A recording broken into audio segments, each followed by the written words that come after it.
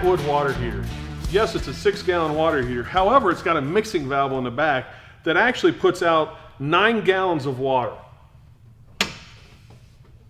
So what do we have inside the door of our water heater?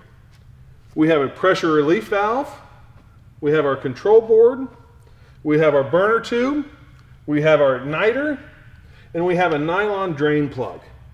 The nylon drain plug you would remove during winterization. Even though we've bypassed the water heater and we've shut the water off to it, the water heater is still full of 6 gallons of water.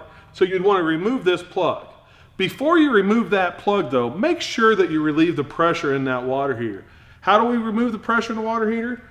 All we need to do is actually on the pressure relief valve, we just want to lift up on that handle. If there's any pressure in that, that pressure is going to evacuate itself right here.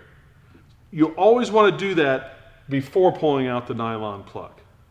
If we see water dripping out of this pressure relief valve, it could be a simple fix. If you've been using your RV for a long period of time, on the top part of the water heater is an air gap. That air gap actually will expand and contract based on the heating of the water. Well, over time, that air gap goes away. So we need to recreate that air gap. Very simple to do. We want to shut the water off to the Airstream Interstate. So if we're hooked up to city water, we want to shut that water supply off. If we have our water pump on, we want to shut our water pump off.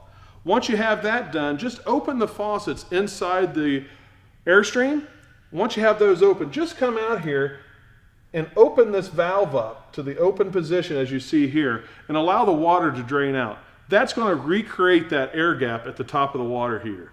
Once you recreate that air gap, you just want to close this valve again and go about your normal use. Go ahead and turn your city water on or your water pump. That should stop the pressure relief valve from dripping.